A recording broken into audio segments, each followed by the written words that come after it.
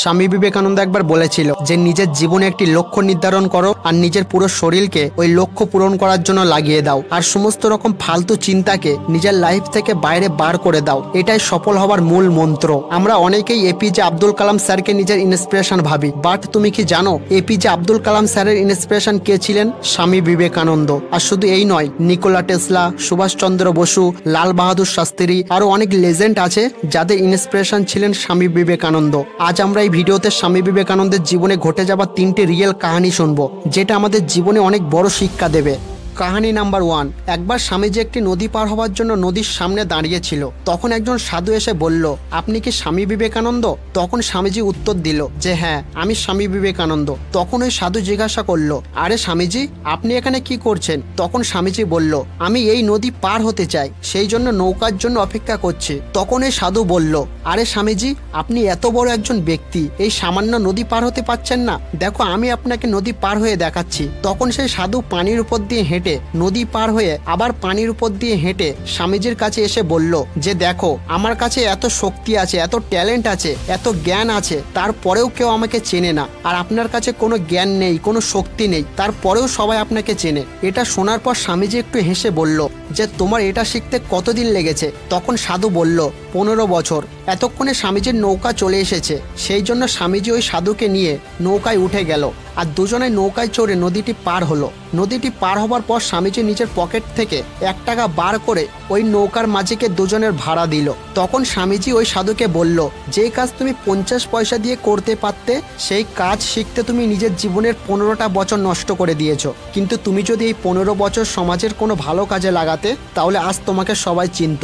আর আমি এটাই করেছি, এই জন্যই সারা দুনিয়া আমাকে চেনে, আর তোমাকে কেউ চেনে না। আর আজকের সমাজে তোমার মতো অনেক মানুষ আছে যারা এমন এমন কাজে নিজের দিন, সপ্তাহ, মাস, বছর লাগিয়ে দেয়, যেটা তাদের লাইফে কোনো কাজেই আসে না। এই জন্য নিজের সময়কে ওই কাজে লাগাও যেখানে লাগালে অ্যাকচুয়ালি তোমার ফায়দা হবে। কারণ সময়ের থেকে বড় জিনিস এই দুনিয়ায় আর কিছুই নেই। যদি সময় বরবাদ হয়ে যায়, তাহলে জীবনও বরবাদ হয়ে যাবে। কাহিনী নাম্বার 2। একদিন স্বামীজি একটি রাস্তা দিয়ে যাচ্ছিল, আর হঠাৎ করেই কিছু বানর স্বামীজির পিছনে লাগে। কোনো বানর স্বামীজির কাঁধের উপরে উঠছিল, কেউ স্বামীজির খাবার খেয়ে নেবার চেষ্টা করছিল।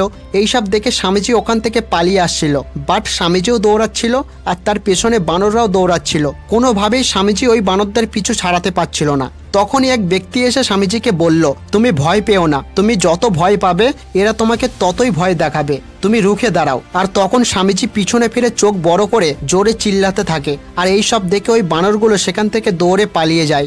আর ঠিক ওই বানরদের মতো হয় আমাদের নেগেটিভ থট, যেটা দেখে আমরা ভয় পাই। এই জন্য নিজের নেগেটিভ থট আর ভয়কে দেখে কখনো ভয় পেও না। তুমি যত বেশি ভয় পাবে, ওরা তোমাকে তত বেশি ভয় দেখাবে। এই জন্য এদের সামনে রুখে দাঁড়াও। তুমি যখনই এদের সামনে রুখে দাঁড়াবে, এদের সাথে লড়াই করবে, তখনই তোমার নেগেটিভ থট আর তোমার ভয়ও তোমাকে থেকে ভয় পাবে। কাহিনী নাম্বার 3। একবার স্বামীজি তার গুরু শ্রী রামকৃষ্ণ পরমহংসর সাথে কোথাও একটা যাচ্ছিল। তখনই সে রাস্তায় একটি ব্যক্তিকে দেখে যে পাথরের উপরে কি একটা বানাচ্ছিল। তখন রামকৃষ্ণ ওই ব্যক্তিকে জিজ্ঞাসা করলো যে তুমি পাথরের উপরে কি বানাচ্ছ? তখন ওই ব্যক্তিটি বলল যে আমি একটি রাজার মূর্তি বানাচ্ছি। তখন রামকৃষ্ণ পরমহংস ওই ব্যক্তিকে জিজ্ঞাসা করলো যে তোমার কাছে ওই রাজার কোনো ছবি আছে? তখন এই ব্যক্তিটি উত্তর দিল যে না, আমার কাছে ওই রাজার কোনো ছবি নেই। তারপর রামকৃষ্ণ আবার জিজ্ঞাসা করলো যে তোমার কাছে যদি ওই রাজার কোনো ছবি না থাকে, তাহলে তুমি ওই রাজার মূর্তি কিভাবে বানাচ্ছ? তখন ওই মূর্তি বানানো ব্যক্তিটি বলল, হ্যাঁ, আমার কাছে ওই রাজার কোনো ছবি নেই, কিন্তু আমার ব্রেনে ওই রাজার স্পষ্ট ছবি ছাপা আছে। আর কিছু সময় পরেই ওই ব্যক্তি রাজার সুন্দর মূর্তি বানিয়ে দিল। আর এই সব দৃশ্য স্বামীজি দাঁড়িয়ে দাঁড়িয়ে নিজের চোখে দেখছিল। আর তখনই স্বামীজি এটা বুঝতে পারলো যে একটা ব্যক্তি তার জীবনে যা কিছু পেতে চায়, সেই জায়গার, সেই জিনিসের ছবি সেই ব্যক্তির ব্রেনে ক্লিয়ার হওয়া দরকার।